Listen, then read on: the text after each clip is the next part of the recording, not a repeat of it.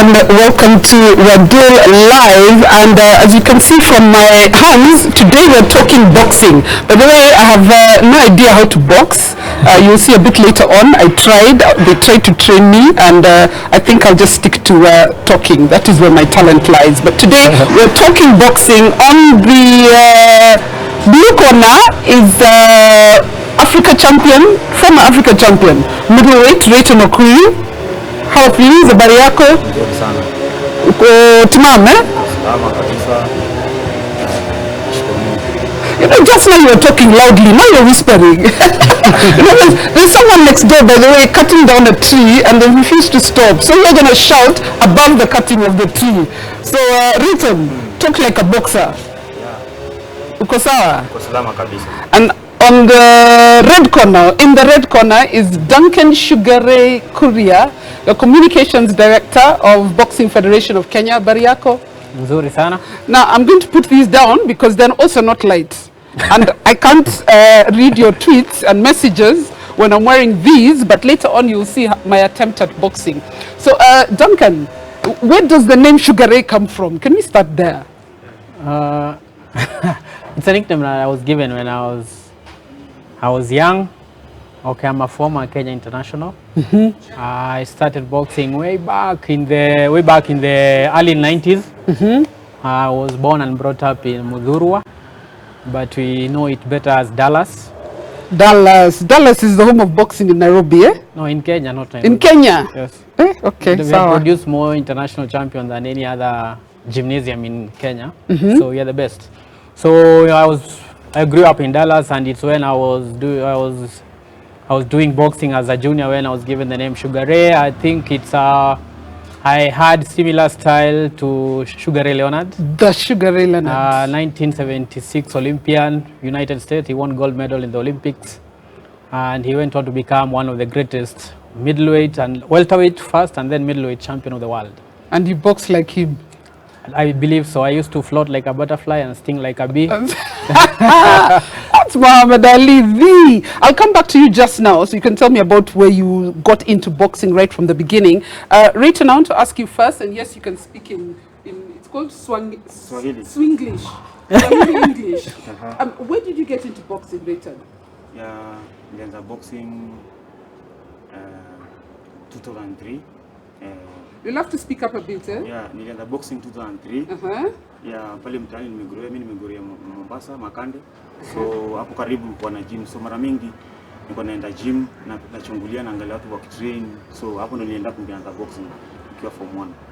How did you know that you had a special talent? Because everybody tries every sport in school, but to take it further than school, when did you realize? And you can take your time. Take me through the moment you realized, I'm deadly. Okay, nitasema mimi personally nilizaliwa mchezaji, manake nilikuwa na mara kwanza before nianze boxing nilikuwa mzuri kwa mbio. I used to run 400 meters. 400 meters? 400 meters nikiwa shule. So after hapo nilipoingia form 1 nikajikuta hiyo kampani ya kuwa na mtaani na vijana, nikajikuta nimeanza boxing. Hapo ndo nilianza boxing kaendelea. So nilianza 2003, 2004 nikakuwa mimi champion kwa nilitrain one year. 2004 ndio nikakuwa mimi ni champion Red Coast. So Conquered Coast. Yeah, I only trained 1 year nikakuwa champ Coast. Hey. When I was nilikuwa kijana mdogo kabisa. And then when did you decide I'm actually big enough or good enough for the national team? Yeah, niliingia national team 2006 nikiwa tu bado junior. So hapo ndo mpaka leo nimekuwa tu national team. And how has it been? I mean, what competitions have you participated in? How far have you gone? 2006 nilikuwa national team under 20 ambapo nilishinda gold medal, nilikuwa Kenya team ambapo nilikuwa pia hiyo time pia nilikuwa team captain wa Kenya team 2006. So hapo 2006 bado the same year ndio mimi pia nilianza kupata kazi ya kazi ya kwa ajili ya Kenya Prisons. 2007 hiyo kuonekana nikiwa junior nikaonekana mimi ni mzuri kidogo, nika national team ya Masinia. So hapo hiyo time kulikuwa na jamaa anaitwa Black Moses Madenge, yeye ndiye alikuwa bingwa light welter.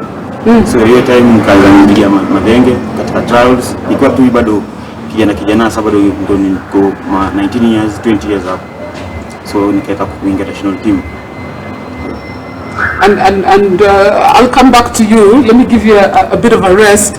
Sugar Ray, where did you, because you said you used to punch like Sugar Ray, but you decided to, how far did your playing career get, or should I say your boxing career get, before you decided to go into administration?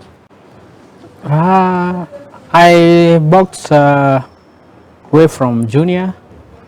Like me, I became a national junior champion in 1993. Eish. Yeah, okay. and I think I need to correct him also, because in 2006 I was in national team, and you were not there, so you are under 20. Oh, yeah. under 20.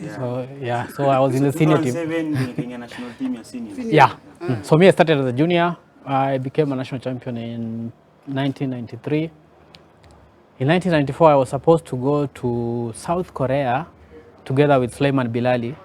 We had been identified by a South Korea billionaire who was known as Ansano Lee. And unfortunately, that deal did not go through because of some administrative issues in the Boxing Association of Kenya then. So even when we were to join high school, I remember we were not so sure that we are supposed to join the local secondary schools, because we had been promised that we are going to Korea. We had done a lot of paperwork. And I had done very well in my KCPE, so I was called to Isli High School. Unfortunately, Bilali did not join secondary school because we were sure we were going. Even when we were being told to buy 2 pairs of school uniform, we were buying 1 because you're just going for a short time. You're going to box professionally. And shock on me, I ended up doing the 4 years. Oops. So that deal didn't went through, but I joined high school. I was combining education and sports. And I could, it was a challenge, by the way, combining the two, because when I went to high school, my colleague Bilali joined GSU with the Kenya Police boxing team. So you see, it could be a challenge, because I was, at that time, I think I was better than him. He had a salary, and me, I'm chewing books. So it was a bit of a challenge, being that you are restraining from being employed to try and gain some knowledge. Somehow I could stop boxing for some time. I concentrated on education. When you had to find a balance. Yeah, and it was not easy because we didn't have many role models then who you could try and relate to. So my path, I would say, has been a bit unique compared to many others.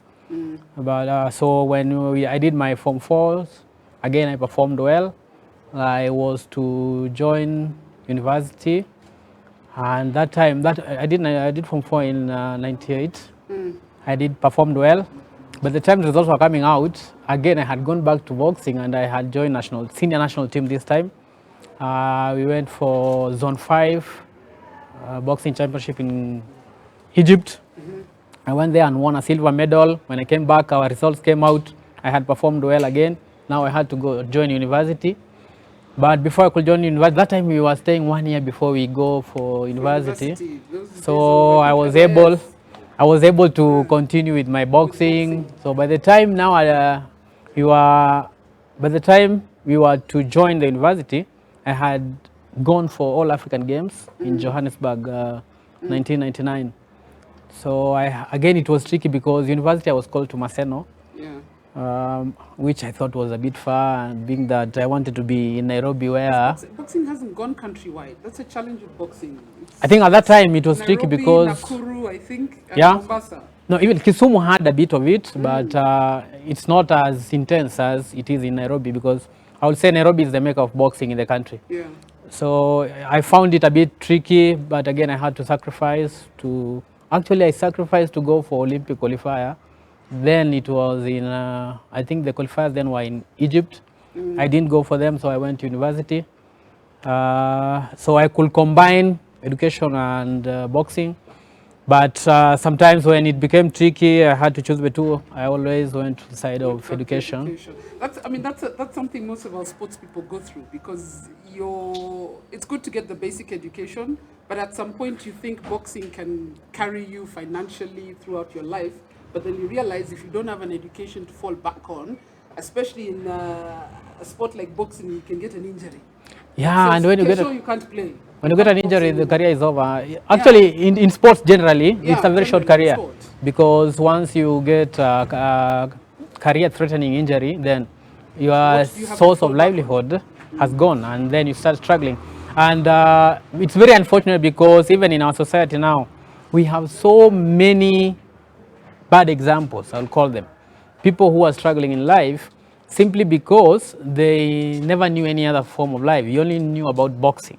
So when you're, and somehow we never used to get any guidance about preparing for life after boxing. So it's always a challenge, but even the ones who are in forces like Okwiri here, you know, most of the time they're in boxing, they're on release. Sometimes they don't even focus so much on doing their duties as police officers, military men, and all that. So when it comes to when your career in boxing has ended, and then it used to be when you get 32, you need to stop. But now the International Federation, AIBA, has increased the age limit to 40. So you find when a boxer nears 40 years old, now he needs to get off from amateur ranks. You either now, for them in forces, some who are not being allowed to turn professional, now you need to go back to work. And you find you have really rusted because you've not been doing the daily chores as a military person. So you'll struggle because you're not used to that kind of life. But now, I was a bit unique because I wanted to set a different example, being that where I used to live in Dallas, we used to have so many former international champions, and at that time they were struggling in life. I remember Kenya Railway gave me a house when I was a junior, so that I don't get employed by other companies. So I used to house a lot of our former international champions in my small house, and when I go to school, I used to leave the house for them. I'll come back and find them there. Because a lot of the champions from the 70s and 80s, because it's the 80s and 90s is when we did extremely well in the All Africa Games, and I think Olympic gold in, it was 88, Wangila, but all of them couldn't, beyond boxing, they couldn't sustain themselves financially, which I think is very unfortunate. What's the situation now, Rayton, for you? How ready are you for life after boxing, or you remain in the forces? No. For now, life after boxing, I'm planning just to retire when as an officer, because that's what I know best. Yes. Let's go through and your. Also, after retiring, I want to be an official, a boxing official, so that I can give back to the society and share what I have. So you become a coach? Yeah, become a coach. I want to send a few shout outs here to a few people who are watching. Let me see. Simba and Joseph says Kisi Town is watching. I think these are people who are tuned in. Almago Rahul Nonda says he's tuned in and watching the show. Kevin Oswere watching from Yilima Sports Ground, home of Dero FC. Let me see where we are. Mercilyn Emmy, she's tuned in. Ronald Kayamba Changi tuned in. Kago Frank. Wycliffe Odondi says, I only want a tip to sting like a bee. Oh. And I wonder if you can do you have a tip to sting like a bee? I don't know what that means. To knock out your opponent. No, we have, first people need to understand that boxing is a sport. Yes. It's not violence. Yes. So there's a very big difference there. And where we have a lot of problems is that we find people who come to the boxing gymnasium, they do training, they find it very tough in the gym. Like when we are doing our sparring sessions, some of those who suffer the most during the sparring sessions, they go out there and misbehave. Maybe you go to a club and you want to show that you're a boxer, then you end up punching somebody who is not a boxer and you hurt them. So in boxing, we are only allowed to fight when you're wearing the gloves and in a controlled environment, which is a ring. Like this. Yes. Ring. Yes, and there's a referee there to observe that you don't throw foul blows. So in that environment, then you're allowed to sting like a bee. And it requires a lot of training because you need to be physically fit for you to participate in competitive boxing. Because if you're not fit, the 3 minutes, which is the time limit for one round, can be very long. It could be like a year for you when you're on the receiving end. I think, and we're not going for a break yet, but in about 15 minutes when we do go for a break, Sugar Ray here was trying to show me how to box. I think I did 43 seconds. And I hung up my gloves, never to box again. I want us to talk a bit about the last Olympics, Okwiri, because before you went for the last Olympics, you had such high hopes. So Okwiri's bringing back medals. But what happened at the Olympics? Because I know there was also a bit of controversy there. What happened? Okay, before Olympics, nilikuwa katika APB ambayo inaitwa kama Hyper Professional Boxing. So kule niliweza kupigana, nikapiga my first fight nilicheza na jamaa ambaye alikuwa seeded 1, jamaa Austria, ambaye niliweza kumpiga knockout, ikanipatia chance ya kwenda kusonga mbele. So fight ya pili nikaweza kucheza na jamaa Turkey Municipal, yule amelishinda mara 2. So alishinda mara ya kwanza. So nikaweza hiyo chances zangu za kunini za kusonga mbele zikapungua kidogo. So nikaenda nikakutana tena na jamaa mmoja wa Lithuania nikamchapa. So nilikuwa chance yangu sasa ikakuwa iko juu ya qualify through APB. Tukakutana na sasa nilikutana na jamaa wa Turkey ambao ilikuwa return match, ambao hata kila mmoja alikuwa anajua maybe nita qualify through APB. So kurudiana tena na jamaa wa Turkey, so akaweza conditional points. So I had to come back to Kenya tena nirudi national team. So ndizo kwenda kutafuta tikiti ya kwenda Olympics. So mbona nilipata through Africa, ambao nilishinda gold medal huko Cameroon. And I know the next you were still going for qualifiers. How far had you gone for qualifiers for? No, he has not answered. He need to tell us what happened in Olympics. I'm a qualified now. You went to the Olympics. What happened at the Olympics? Okay. he's nervous about going there. Okay. After qualifies, kwenda Olympics, tukarudi hapa Kenya, tukaenda camp. Though training camp haikuwa hatukupata ma exposure mingi. Ile kitu tuna lack ni tuko na kitu exposure. Tunacheza sisi wenyewe kwa wenyewe, unaona? So kupata ile you don't play any international for preparations. For preparation. Hii ndio tunafikiri kitu moja pia ili tukosi kidogo. So kwenye ndio Olympics, game ya kwanza niliweza kucheza na jamaa Russia, ambao kwa sasa hivi tunaongea sasa yeye ndio world champion katika hiyo welterweight. Nikaweza kumshinda jamaa Russia. Game ya pili nikakutana na jamaa nini Morocco.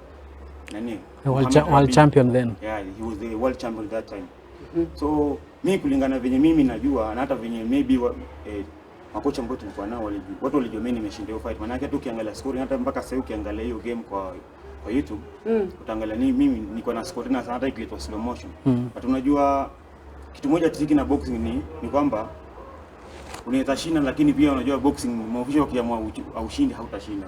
So ile ilikuwa moral, but mimi kulingana venye mimi nilikuwa nimeprepare vizuri, nilikuwa najua you know I'll come with the medal. And you feel you deserved to come with the medal. Yes. Even what are your thoughts? Do you agree with him? No, it was a very tough fight. But there's an angle to which is saying it's true, because what happened is that there was a scandal during those championship, and about 36 officials who officiated during the Rio Olympic Games were suspended because of giving dubious result. There was tampering there within the officials who are handling the games.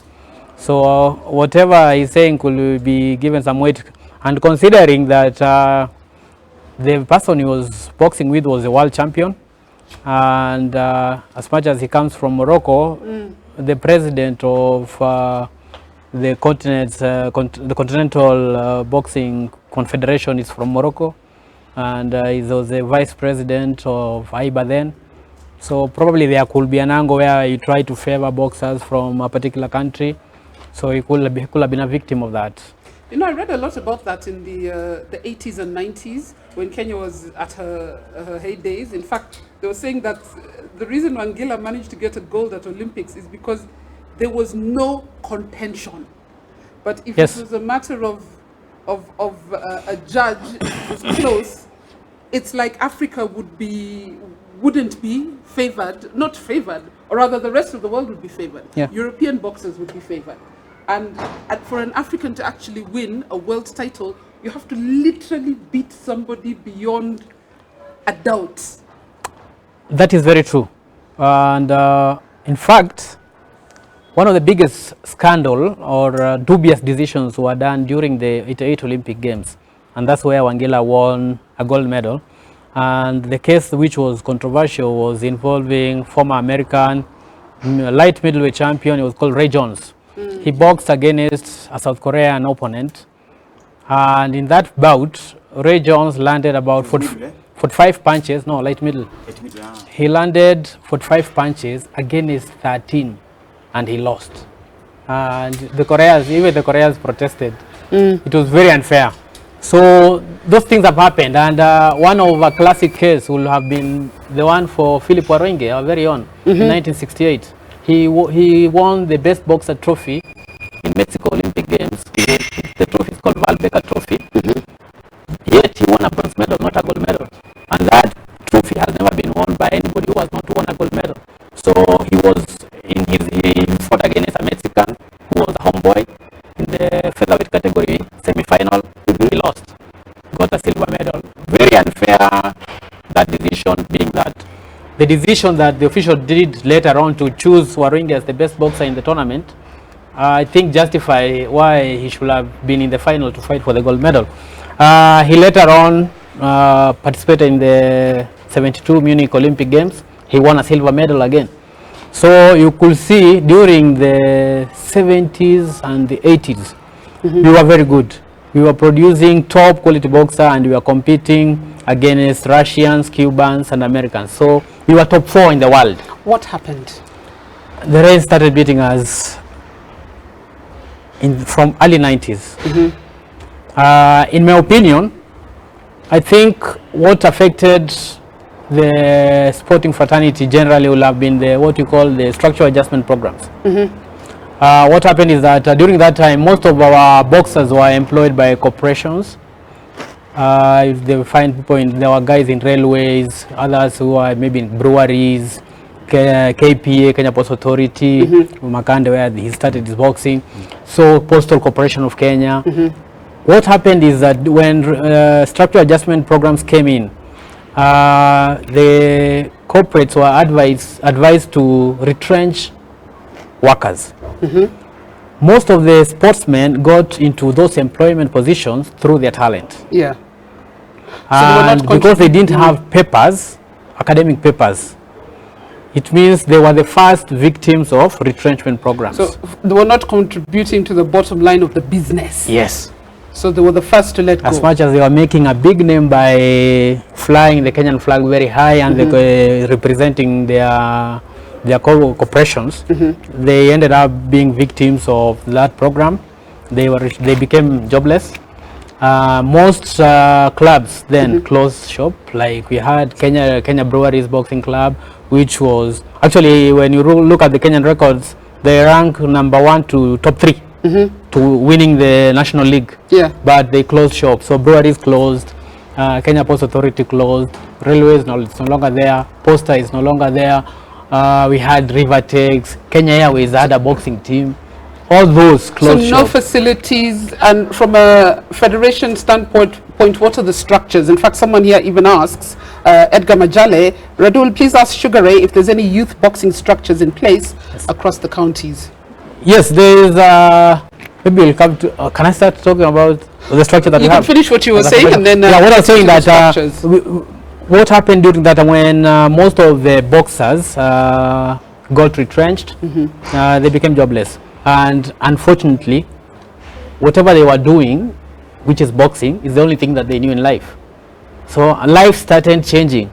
During those times, we used to have what we call the Sanduku la Posta generation. We start coming to .com, digital. it was a huge task to convert from Sanduku La Posta to www.com for those guys then. Those clubs that they used to compete for closed shop. So the production line for the talent which these people had somehow got wasted away. And that's how the standards of boxing started deteriorating.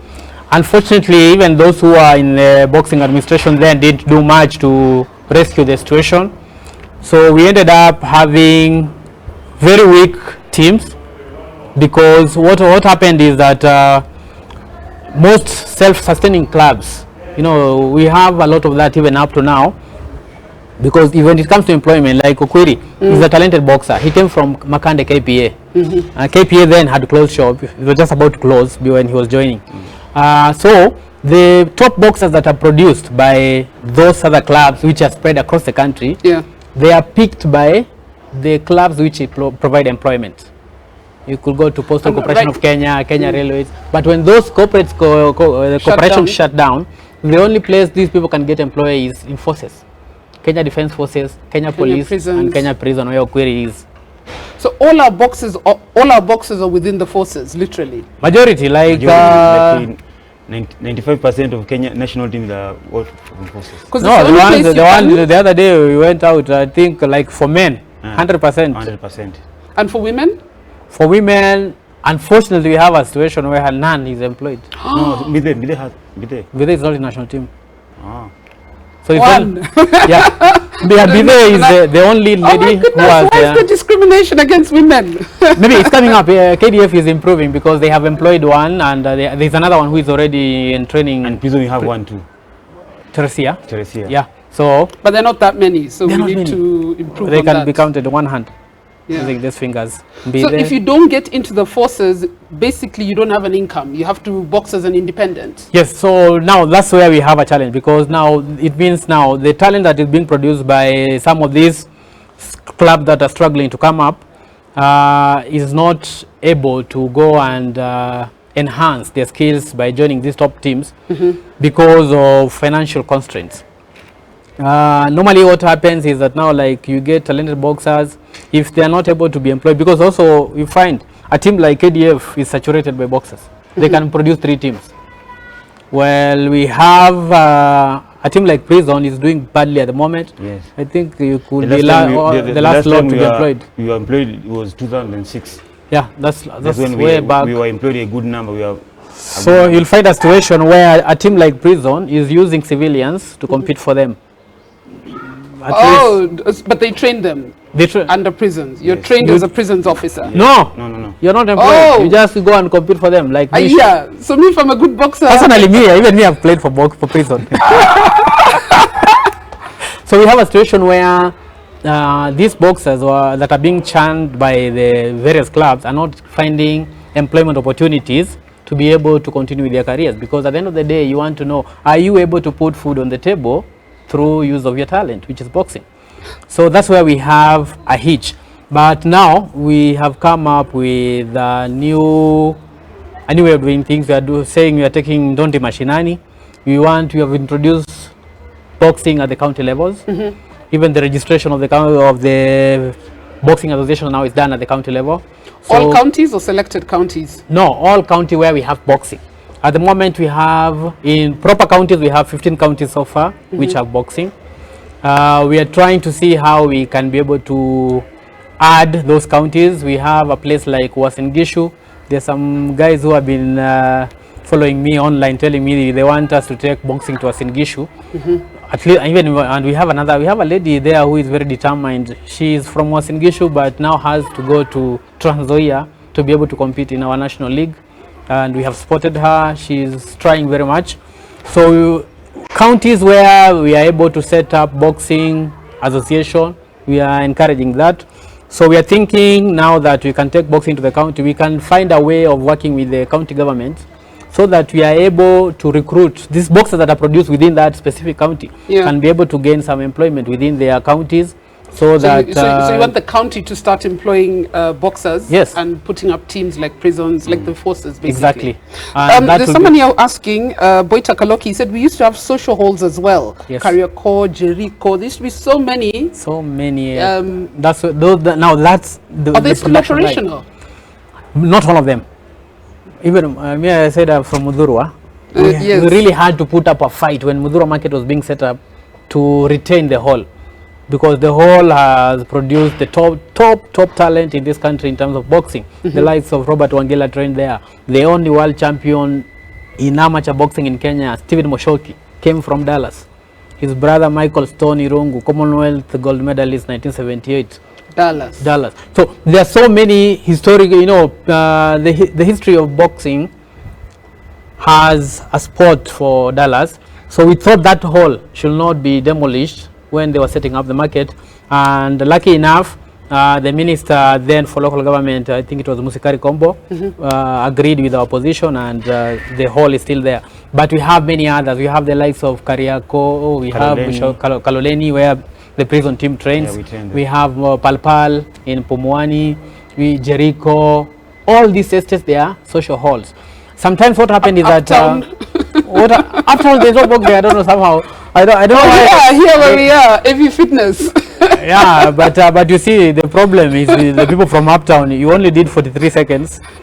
By the way, I spun for 43 seconds and I'm gone. So, but if I practice, I can do better. Yeah, I think I need to encourage Ken now that he has this good facility here in uptown. You need to tap some talent from around here who can be. As we did for keeping fit. We don't discriminate. It's not just. There's a comment here from Philpot Odindo. He says, we really used to look forward to Sugar Ray sparring with Suleiman Bilali. The whole gym would stop training to watch, not to mention passers-by. Sugar Ray was so good. Big up. Thank you. You remember him, Odindo? Yeah. Odindo. Yes. Philpot Odindo. Yeah, those are the days when we were young. We were very much talented. I believe we are able to inspire a lot of young guys to join boxing because of what we could be able to do. And now that we are in management, now we want to also encourage that. We can be used as role models to the young ones who are coming up to be able to balance. And I like what now our education curriculum is doing. We are able to, even the talent aspect of it now is being given limelight. So you can be talented so long as you're able to combine education and sports or whatever, not just even for whatever talent you have. It could be acting, it could be singing, anything else. So I think that's a very important thing to do, because we have people who might not be very good in class, but they're very talented in other aspects. And I believe with the schools giving people that avenue to tap that talent, I think we are going to see a lot of that maybe in the years to come. Somebody is asking here, Princess Nelly, she says, who pays boxers? Like, do they have sponsors or is it the government? I know you've explained that right now we only have the defense forces who are literally, almost 90% of our national team comes from the defense forces. If somebody comes in as an independent, who pays them? Maybe maybe probably from that angle, that answer should take us to where we give a distinction, because we have amateur and professional. Actually, I was going to ask, because I know there are two federations. There's Boxing Federation of Kenya and there's Association of Professional. No, Kenya Professional Boxing Commission. Kenya Professional Boxing Commission. Kenya Professional Boxing Commission. Yes. And Kenya Federation. No, Boxing Federation of Kenya. Those are two different entities. And which is the other one? There's one BAK. Which one is that? No, BAK is the one Boxing that Association of Kenya. Yeah, we changed that. It's a requirement of Sports Act to change the name to where we had. So you are the first federation to comply with that. And I know you like football, so you need to tell our KFF colleagues, FKF colleagues. Comply. No, to benchmark with us. You are the first ones to be given a certificate which does not require us to do elections in 90 days. So we did proper elections where the Registrar of Sports was the one supervising the elections. And that's where we changed the name from Boxing Association. The association are for the counties, but the national federation, the national is federation, not association. So that's where the distinction came. So we moved from Boxing Association of Kenya to Boxing Federation of Kenya. But we have Nairobi County Boxing Association, which is an affiliate of the National Boxing Federation of Kenya. So that's how it's structured. Now, when for amateur boxing, the age limit is 40 years. But there is no, if you want to turn professional, there's no limit. Maybe you can even start and decide to join. But ideally, the ideal situation is that you compete maybe through the amateur ranks. You gain a lot of experience. Probably even you represent the national team in some international tournament, so that you get that experience to be able to go and make a living from professional boxing. So probably I will advise, if somebody has maybe represented Kenya in Olympic Games, you're free to turn professional and go make money when you're still young and talented. You were explaining what happens is, when you get 40, if you don't take an option of going to professional earlier, you box in amateur up to 40 years. After 40 years, you're not allowed to compete. You either become an official or you retire. But you're still allowed to go and compete professional.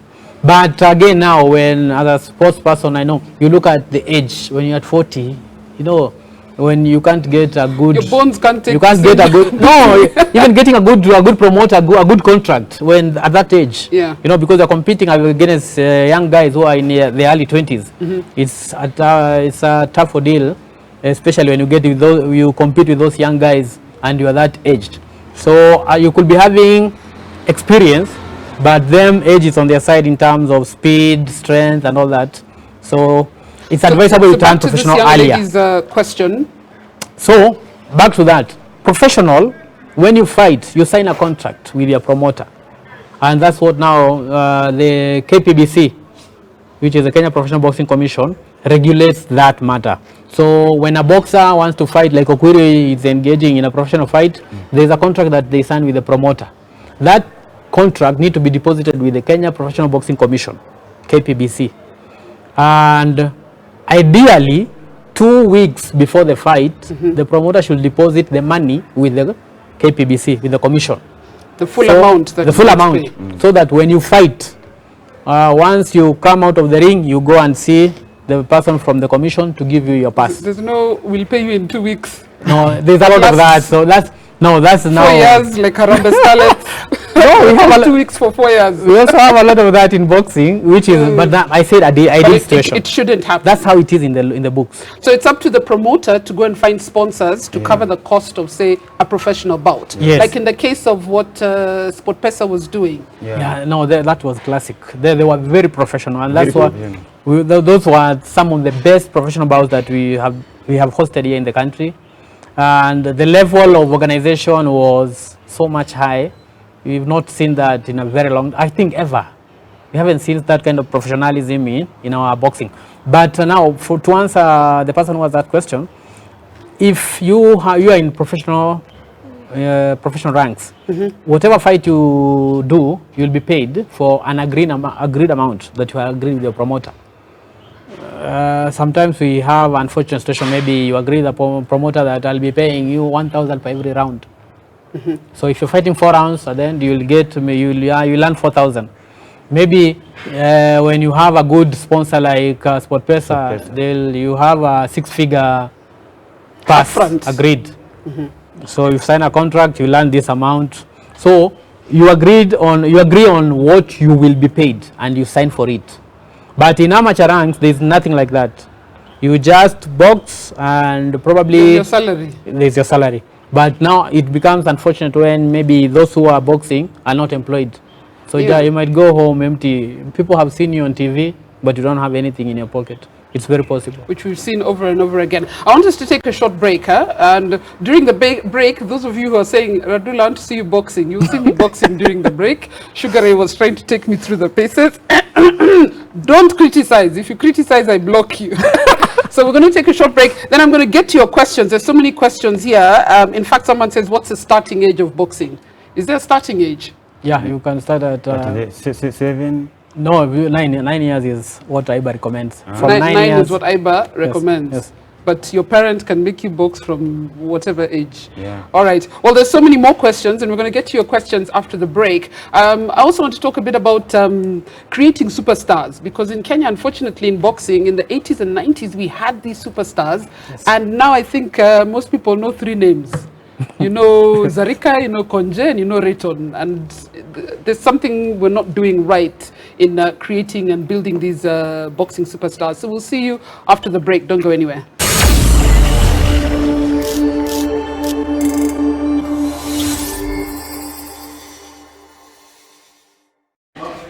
Action.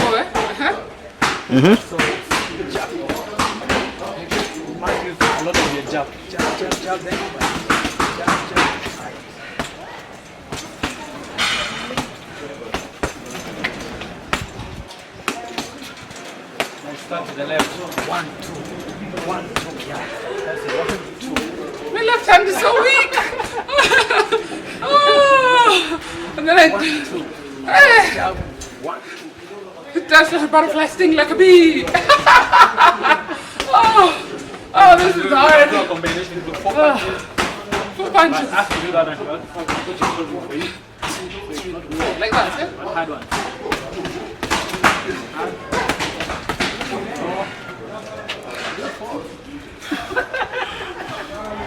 I surrender.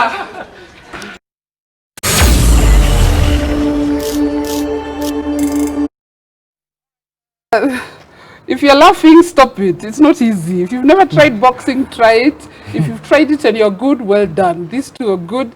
Today was my first session. I have decided I'm going to take it up as a training, not for competition. Not for competition, this face of mine. In fact, somebody here, and I'll get straight into the questions, and I think this question can go to you, Okwiri. Mujahideen Muradhime says, my question is, and probably you, because he says, how is the government, federation, and the athlete himself put elaborate measures to ensure all boxing-related health issues after retirement are not a challenge? And I think they probably, the most famous boxer in the world is Muhammad Ali, and we all saw what happened to him because of boxing. So how do we look after such situations? Maybe I can ask you, and then I come to the. You want to take it first? Okay. Maybe I normally don't like the example that we have given. Because it's not the norm. Because I actually don't think that Muhammad Ali got Parkinson out of boxing. Okay. Because Muhammad Ali beat people more than he was beaten, and the people he was beating don't have Parkinson. Pope John Paul the late had Parkinson, and he was not a boxer.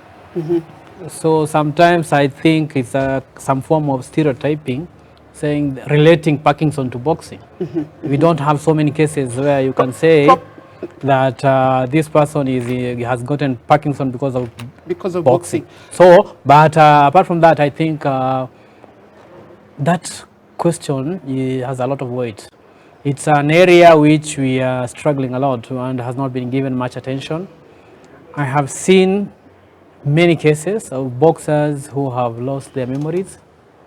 They cannot, like, we have 1968 Olympian light heavyweight Steve Thega.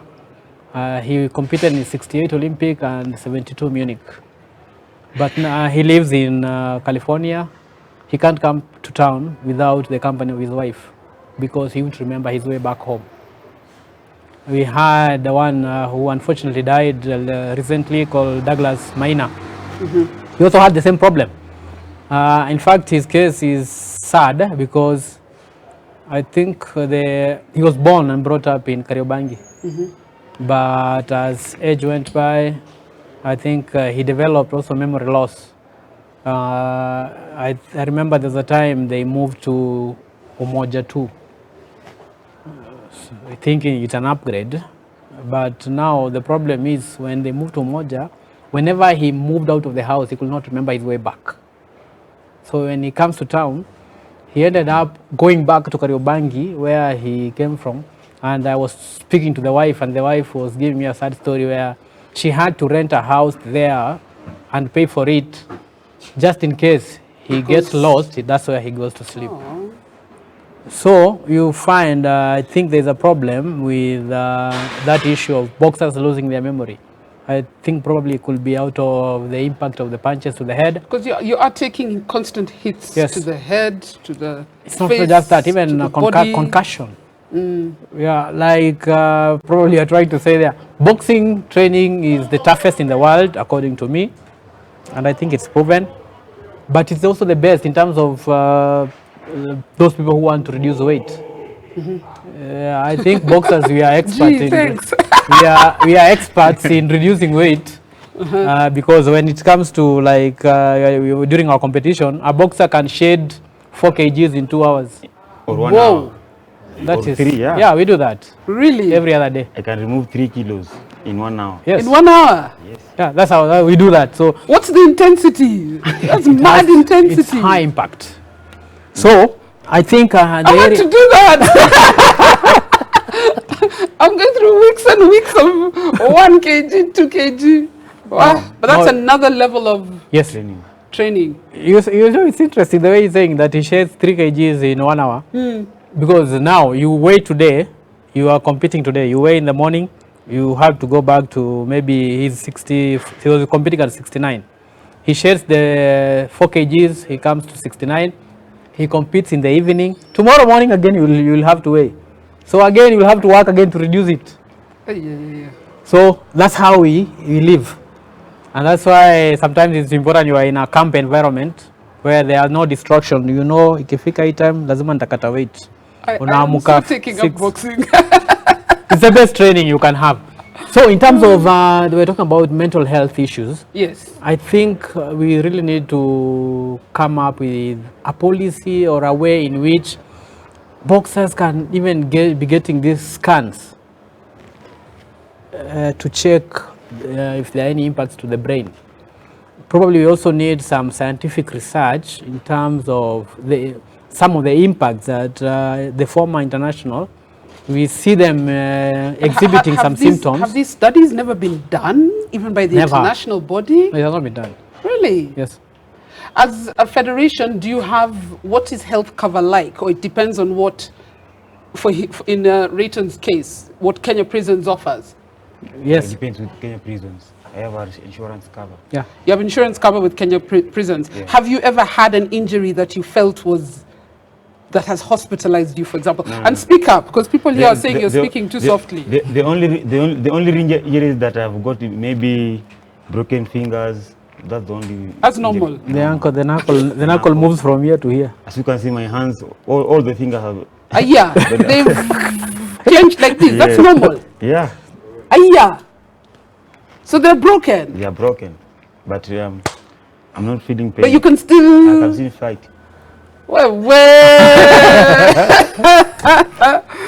So let's talk about preparations for the next Olympics. We were at qualification stage, then unfortunately COVID happened. Yes. So what program are you on now? Right now we are training at home because of social distancing, because of COVID, and we have programs. Our Coach Musa gave us the program. We always training on our own. So when things will be back to normal, I think we'll come back to the training camp. We'll come back. I know, for example, here where we're at AV Fitness, and you're telling me you want to bring people here to AV Fitness. What I like about this place is right from the gate, they take your temperature, and then there's the sanitization, what's that thing called? The shower. You have to go through the shower, you sanitize, there are sinks all over the place. I mean, it's nowhere is 100% proof, but at least here you can begin to have some level of training going on. Yeah. Actually we had thought about trying to reopen to resume training for national team. Yes. Not for everybody. Because we also need to be able to control what is happening. So we had developed a protocol. We came here, we looked at this facility, we thought it's wonderful. We are able to control what happens here from the point where you enter. In terms of that protocol, you need to be checked, temperature check. In case you your temperature is beyond 37, then you need to isolate you and we hand you over to public health officials. Then when you come in, we have a place where you wash your hands, you sanitize and all that. Then you come in again. When it comes to training, they have several studios. We were thinking because of social distancing issues, we can be able to do markings where maybe 3 boxers can be training in one studio, other 3 because we have about 4 coaches. So if coaches, it will be easier to monitor whatever they are doing.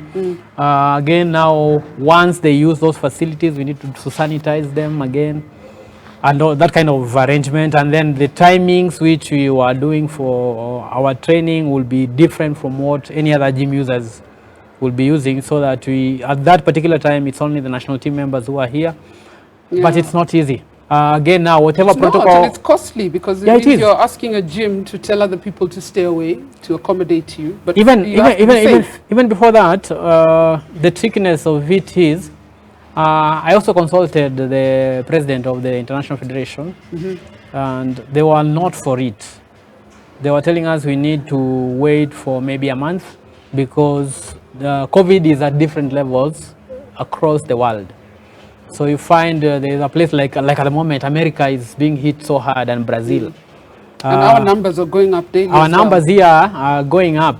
And again, now what he was recommending is that ideally, before we are able to resume training, we need to get these boxers, test them for COVID, and put them in a camp environment, control place, where we are able now to monitor them, so that they don't go back to their families in the evening, circulate with others. If they do that, the likelihood of being contaminated is very high. So that's a challenge, because again now it has caused implication in terms of cost, having to put them in a camp and all those arrangements, even doing those tests. It's something that we need to find a way of going around it. Again, whatever protocol we are developing has to be approved by the Ministry of Health. At that time, immediately after we had started it, we have been here to observe. We did our report. National Olympic Committee picked up the matter, and I am happy at this time the minister has also asked for our protocols officially, so that they look at it and probably get some approval on what can be done. But the unfortunate thing is, COVID again in the country is going up. So it becomes very tricky for us to be able to maybe tell boxers across the country to go back to training, because it's very easy for you to be contaminated and you end up passing it. You don't want to put people at risk. No, we don't want to put people at risk. So you can't even make a long-term plan. It's a plan for now, and if things change, you readjust. What happened, Radull, is that we had a tournament. As a federation, we have a calendar. So in our calendar here, we are doing our second event, which is National Intermediate. And we had to stop it at the final level. We did play the finals because of COVID. We had to stop it. It was in Thika. Then in the month of April, we had to do Kenya Open. And in the month of May, we have to start our national league. But we have suspended a lot of boxing activities in the country. I see a lot of people posting stuff in social media where they're doing some formal training, which we don't think is right. Because in most cases you find they're not observing social distance. There's a lot of, like for instance, if I'm holding for you the pads and I'm shouting instructions to you, I don't have a mask. It's very easy for me to maybe infect you if I'm positive. So it's a very tricky situation. You find these young guys, they want to continue training. They think they are bored. And then now when other aspects of life are being opened, maybe slowly in phases, now they think probably that sports is being left behind and they're pushing to start training. But we are advising that I'd rather we wait for the situation to normalize before we resume, rather than we disobey government directive and we end up being sick. Yeah, because sport, they're contact sports. Yeah, they're contact sports, and it's more dangerous. I have a question here. There's a comment here from Boita Kaloki. He says, at some point, boxers were given red card VIP treatment, even at reggae concerts. There was pride in being a boxer and in representing Kenya. Is that the case for you now? This one can answer that. It's not the case. It's the case. Nobody, you walk in the streets, nobody recognizes you. Nobody. They know the name Rayton Okwiri, they don't know what Rayton Okwiri looks like. Yes, exactly. And they don't know what you've achieved. How does it make you feel? I mean, you're representing the country, but I mean, if you look at the Floyd Mayweathers of this world, the Pacquiaos of this world, they can't walk in the streets, you know. They're celebrities. Yeah, it's only in Kenya where they recognize other boxers, American boxers, but in Kenya here they always tell you, what a cheese. No. But it's unfortunate. It's not right. So that's the challenges we're facing. Yeah. What would you like to see as a boxer in Kenya? What would be an ideal situation for you? Would you still be employed at Kenya prisons, or would you be an independent boxer with endorsements? Where would you like to see Kenyan boxing go? Right now, I am an amateur boxer, and at the same time, I'm a professional boxer. So the challenges that we are facing right now, we lack sponsorship, especially both professional and amateur. Like the last office, which was led by Kameta, they were lucky they were having a sponsorship from Sportpesa. Yeah. But with professional, we don't have any sponsorship. That's the challenges we are facing. And just to explain to those people, because you mentioned briefly about the league, coming from a football background, everybody thinks a league runs from 8 months a season and all that stuff. But how does the league run for boxing here? What are you doing? Or let me ask him first, because he's not spoken much. Let me ask him first. What do you do when you're not representing the national team? I'm a professional boxer. So you wait for tournaments, or you participate in the league? At first, before turning professional, I used to go to the national league. I was fighting all the leagues. But when I turned professional, right now you wait for bouts. Yeah, I'm just training for professional, and when the national team have the events, then I can come and represent. There's that bout you're fighting against a Ugandan. I think it was a Sportpesa sponsored bout, and I still remember the photo that appeared in the dailies the next day. It was not even you doing this. It was a Ugandan sitting like this, like he's been finished. How was that fight for you? Take us through that fight. It was at KCC, I remember. The boxer is experienced. So he was like, huyu kijana ametoka amateur, using the nitamfinya huyu. And you know, most professional boxers turn pro before representing their Kenya, so they don't have good experience. And with the amateur, you gain a lot of experience because you are competing with different boxers in the world. So the experience, I just use the experience and the skills that I had to knock him out. And you finished him? Yeah. Well, I remember I was watching on TV. I wasn't at KICC, unfortunately. I was watching on TV and I was screaming my lungs out. Also take us through when you became African champion. So, let me speak in Swahili. Speak in Swahili. Okay. Speak how you're comfortable. Okay. Last year, niliweza kupigania mkanda wa Africa. By the way, I'm both African in amateur, or mini bingwa Africa in amateur, and also in professional pia bado mini bingwa Africa. Yeah. I won a gold medal in African qualifiers. Kumbuka Sugar. So to qualify for the Olympics. So which means I'm an African champion. I beat the best there.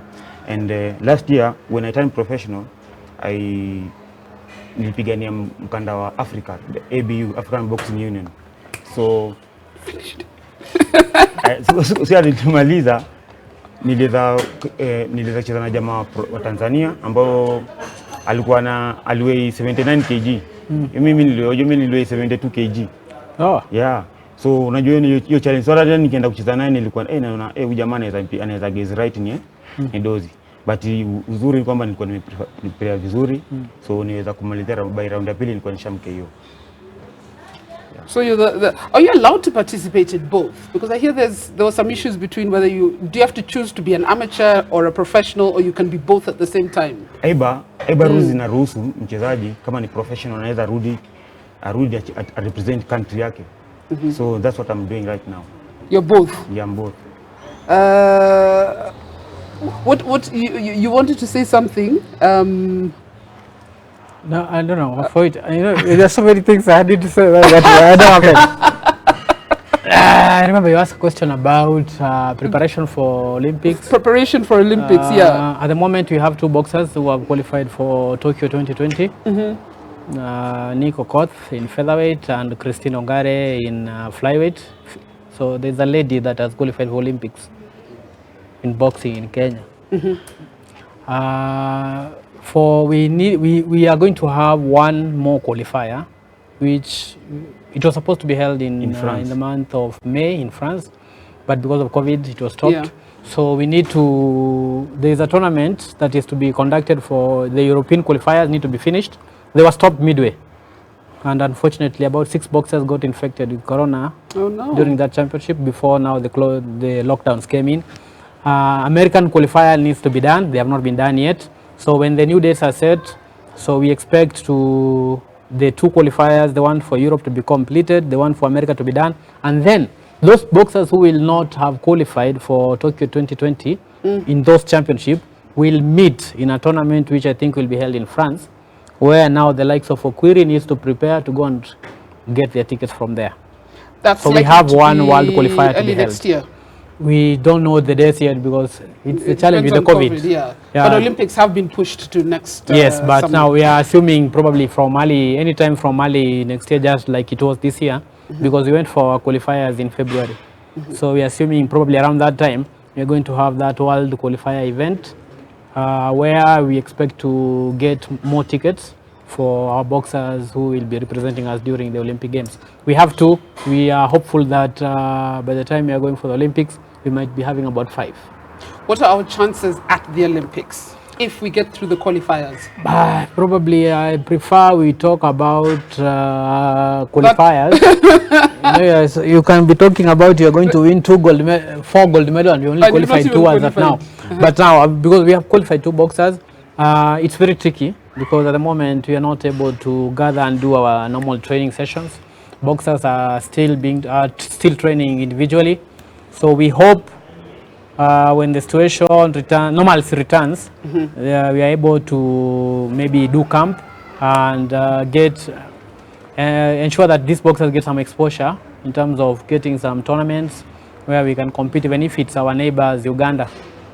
Unfortunately, Uganda has only qualified. Ugandans. Yeah, it's good, but also Uganda defeated him in a qualifier, which was in a very controversial decision. So we are hoping that when he goes, but he needs to train.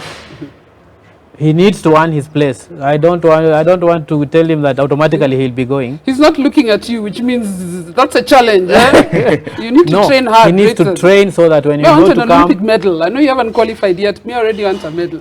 When he goes there, he has the capacity, he has the capability, he has the skill, he has the experience. Actually, he has everything going for him. So, but he needs to be disciplined in terms of his training, so that when we go for the qualifiers, he's able to get that ticket and go represent the country effectively. Can you give us a commitment here? You're going to be disciplined with your training. I'm always disciplined. You're always disciplined. Okwiri, we'll talk off mic. The other question I'd asked you before the break was that Kitambo, we had all these superstars, and I think that's what endears people to a sport. You're like football has Olunga and Wanyama, and swimming has this one person here, and boxing there's Okwiri and Zarika right now. Konje, I've been trying to look for her for the last 2 weeks. I'm still trying. But Zarika? Yeah, no. Zarika, I think, is in Dubai. Is in Dubai. Yes, I'd invited her on this show, and she said as soon as she comes back to Nairobi, she'll come on this show. But she's in Dubai. But we can count the names that people know on. It's 3 of you, and is it Gisharu? Very nice artist, by the way. He's a very nice painter. Yeah, Gisharu. So probably I think there's a challenge again we have probably in the boxing family, in that so far, like you mentioned, both in professional and in amateur ranks, we don't have sponsors. During those years, we used to have a lot of sponsors. I remember even one time, the former police coach, Patrick Monto Awero, doing a promotion for Lifebuoy. He won a gold medal during the 87 Africa Games here in Kenya, where we won 8 gold medals. Yeah. I think with lack of sponsorship, it limits even the publicity that we're able to get. And also, I think, again, now what has also affected us so much is the performance of the national team, especially when you go for international assignments.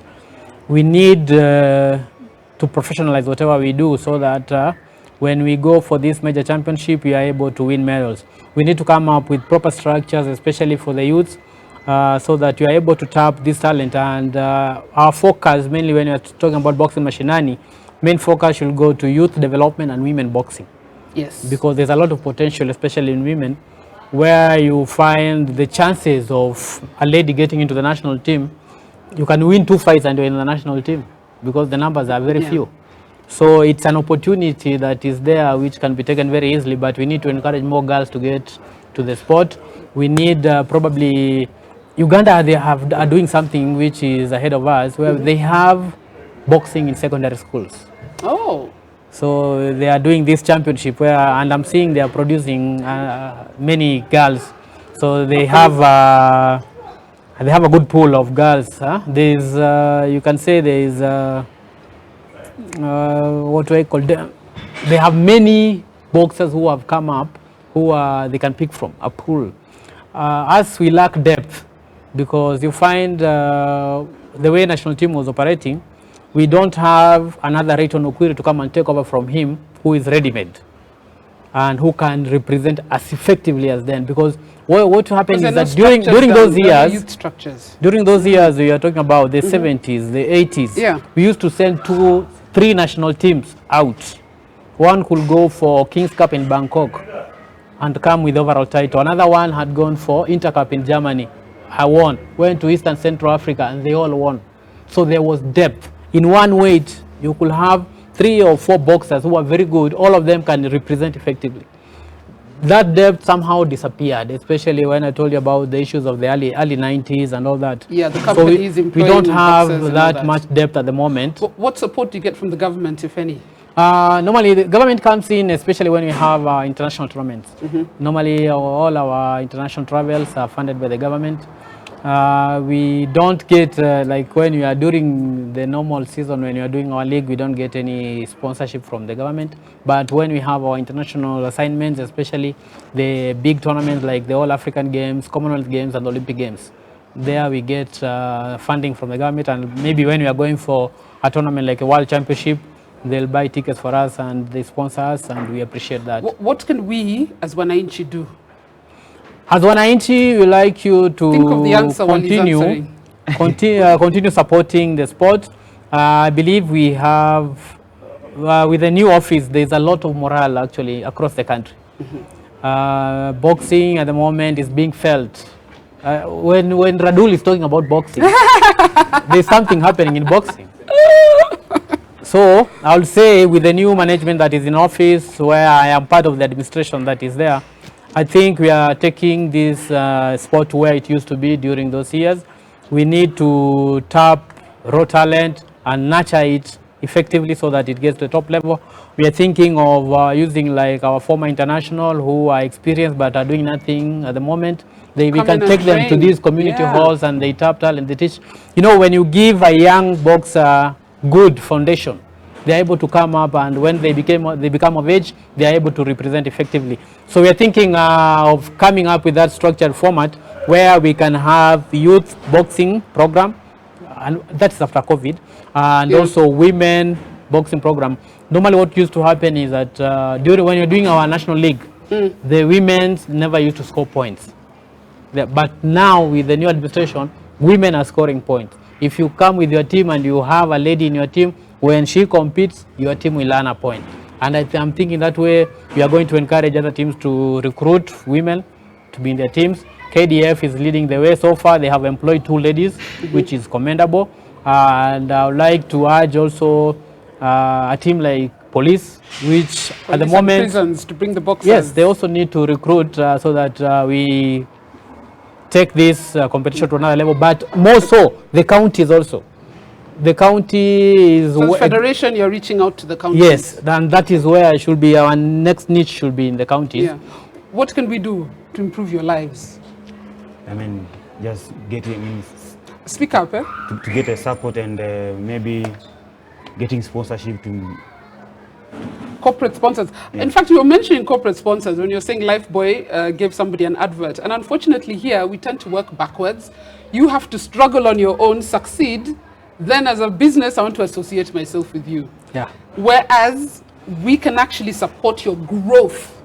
And when you succeed, we celebrate together. And I think sponsors, I wish they would at least come in a small way while you're growing. And then when you achieve something great, you see, like right now, everyone wants Kipchoge, you know, because he went out and showed that anything. No human is limited. No human is limited, exactly. But it would be so nice if somebody got behind the young boy who's growing and has this talent, so that when you reach that level, we can say we did it together. Because even Zarika, she had to go out and win fights, and then all of a sudden, all these brands. I mean, it's natural. You want to be associated with a winner, but I think there's still room for those who want to be involved in the growth. I think that's where we are pleading, especially for corporate world. It's very unfortunate that COVID came, because COVID has also, even the corporates that you like to seek some sponsorship from have been hit so hard by the COVID. Most of them are laying off their workers and all that. So probably we pray that maybe within the shortest time possible, we are able to get a solution to the COVID menace. And then slowly by slowly, we start picking up from where we were. We hope that when our team goes for the Olympic Games, we perform well. I remember Nico Koth was telling us that we are tired of hearing that Wangila, we need Wangila to rest, so that we stop mentioning him, that the only African, Kenyan, to win gold medal. Gold medal. We need another. I hope Kuria has promised us he's going to work hard and be disciplined. He needs to. He needs to, and he needs to, but he needs to train. We need to wrap, because we've actually gone just over an hour. But there's one final question here from Obimbo Wodachieng. Uliza Kuria, and I want to ask both of you, kama ashaipigwa akashangaa ameiba kibeti ya nani? Has that ever happened? No, to me it has not happened. Me I think nimepiga watu kuliko vile wamenipiga. Let us hit them. You might know he did it to a Ugandan. I saw it. Yeah. Nishakutana na Philippines. That guy forgot his name. Yeah, nishakutana na Philippines. Kuna game tulienda Sri Lanka, nilishinda gold hiyo game. Kutana na jamaa wa Philippines semi final. Alinipiga, that's the only guy ambaye yashanipiga niko na blackout kabisa. Nilijikuta nimelala chini nisibia 1 2 nilikuwa na Benson Gisha kananiambia Okwiri relax, so nikatake hiyo count, nikaamka nikarecover. Kumbe yeye ni mtu alikuwa ameniandarate, akaona mimi anaweza nitupa, akatumia nguvu yake yote. Kurudi round ya pili ilikuwa ni kuchoka, sasa ni kunishika, sasa kumpiga. So you gave him the same. Yes. So hapo ndio kumshinda. Radull, what happens when that punch lands and the boxer goes down? Ideally, you need to wake up slowly. Sometimes you don't hear, you only hear 10. The referee is counting 1, 2, but you're not hearing anything. So, and the problem is when you are down there and you look at him this way, he'll see that you're drunk in your eyes. So most likely he'll finish the fight. So ideally you need to just sit down and listen to the counts. So when you get to 7, you start coming up. Slowly. Yes. Or you'll be But dizzy. if you rush up, you'll go down again. Or he'll tell you to walk. When the referee tells you to come to where he is, he's trying to see if you're going to wobble. If you're wobbling, that means you're drunk upstairs. Then he finishes the fight because you want to save your life. So unajipata tu umelala chini kwanza unaona tu nini inaenda hivi. But I remember once when I was a junior, I was hit. We need to wrap, I was hit by a boxer. I think he's late now, Walter. He used to be from Maringo. I was in Kasarani. I was hit. I went down. I came up very fast. I continued fighting. I won. But after the fight, somehow, I don't know where my brain was. I could not remember where I put my towel, where I put my mouth guard. Network imepotea. Mteja. Lakini uzuri pale kwa ring nilirecover na nikashinda fight. So it happens. So thank you guys so much. Thank you. I mean, I can talk to you all afternoon and enjoy myself, but we do have to wrap. But I want to say thank you, Rayton Okwiri, Africa champion, amateur and professional. Yes. Yeah. Communications director, former boxer. Oh, you're still a boxer. Yeah. You were showing me how to throw some punches. Eh? I move with them. So Duncan Kuria, Communications Director of Boxing Federation of Kenya. Yes. Thank you guys so much for coming. If you want, you can go back to Radull Live on Facebook, go through the comments. So many of your friends were salimiering you. Just salimia them back. Thank you. And I wish you guys all the best. And let me know what you're doing next so that we can follow your progress. And when you get back to training, let us know as well. I'll come and watch. We appreciate you inviting us. I think it's very special for us. The first time boxing has featured in your show. The show is only 3 months old. This show is only 3 months old. Yeah, So at least we've been remembered. Yes, So continue. Let's discuss more. So absolutely. That people get to know what is happening, and we build brands so that we have superstars. Absolutely. Yes. All the best, and thank you so much, and thank you all of you who are watching and who watch Radull Live every week. We'll see you next week, right here on Radull Live. Thanks for watching. Thank you.